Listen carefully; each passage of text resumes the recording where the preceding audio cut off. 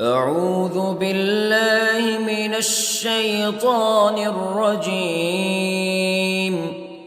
بسم الله الرحمن الرحيم. الرحمن علم القرآن خلق الإنسان علمه البيان. الشمس والقمر بحسبان والنجم والشجر يسجدان والسماء رفعها ووضع الميزان ألا تطغوا في الميزان وأقيموا الوزن بالقسط ولا تخسروا الميزان. والأرض وضعها للأنام فيها فاكهة والنخل ذات الأكمام والحب ذو العصف والريحان فبأي آلاء ربكما تكذبان. خلق الإنسان من صلصال كالفخار وخلق الجان من مارج من نار فبأي آلاء ربكما تكذبان. رب المشرقين ورب المغربين فبأي آلاء ربكما تكذبان. مرج البحرين يلتقيان بينهما برزخ لا يبغيان فبأي آلاء ربكما تكذبان. يخرج منهما اللؤلؤ والمرجان فبأي آلاء ربكما تكذبان. وله الجوار المنشآت في البحر كالأعلام فبأي آلاء ربكما تكذبان.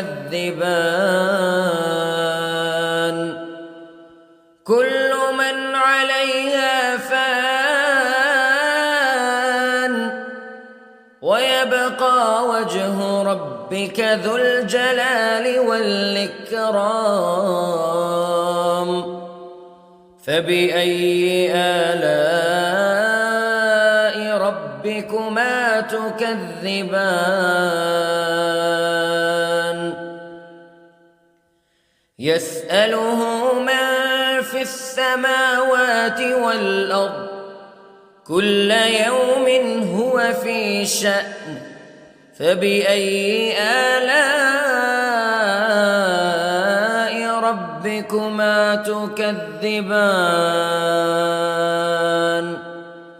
سنفرغ لكم أيها الثقلان فبأي آلاء ربكما تكذبان.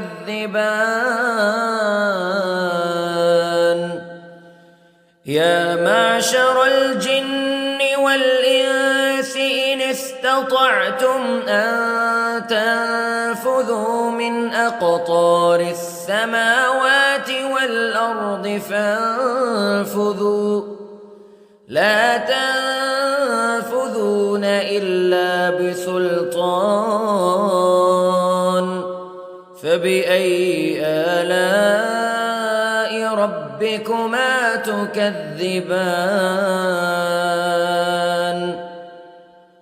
يرسل عليكما شواظ من نار ونحاس فلا تنتصران فبأي آلاء ربكما تكذبان فإذا انشقت السماء فكانت وردة كالدهان فبأي آلاء ربكما تكذبان فيومئذ لا يسأل عن ذنبه إنس ولا جان فبأي آلاء ربكما تكذبان يعرف المجرمون بسيماهم فيؤخذ بالنواصي والأقدام فبأي آلاء ربكما تكذبان هذه جهنم التي يكذب بها المجرمون يطوفون بينها وبين حميم آن فبأي آلاء ربكما تكذبان ولمن خاف مقام ربه جنتان فبأي آلاء ربكما تكذبان ذواتا أفنان فبأي آلاء ربكما تكذبان فيهما عينان تجريان فبأي آلاء ربكما تكذبان فيهما من كل فاكهة زوجان فبأي آلاء ربكما تكذبان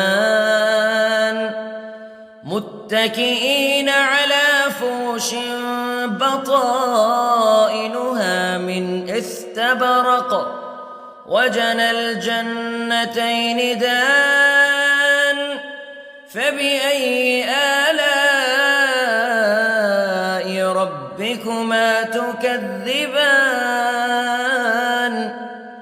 فيهن قاصرات الطرف لم يطمثهن إنس قبلهم ولا جان فبأي آلاء ربكما تكذبان كأنهن الياقوت والمرجان فبأي آلاء ربكما تكذبان هل جزاء الإحسان إلا الإحسان فبأي آلاء ربكما تكذبان ومن دونهما جنتان فبأي آلاء ربكما تكذبان مدهامتان فبأي آلاء ربكما تكذبان فيهما عينان نضاختان فبأي آلاء ربكما تكذبان فيهما فاكهة ونخل ورمان فبأي آلاء ربكما تكذبان فيهن خيرات حسان فبأي آلاء ربكما تكذبان حور مقصورات في الخيام فبأي آلاء ربكما تكذبان لم يطمثهن إنس قبلهم ولا جان فبأي آلاء ربكما تكذبان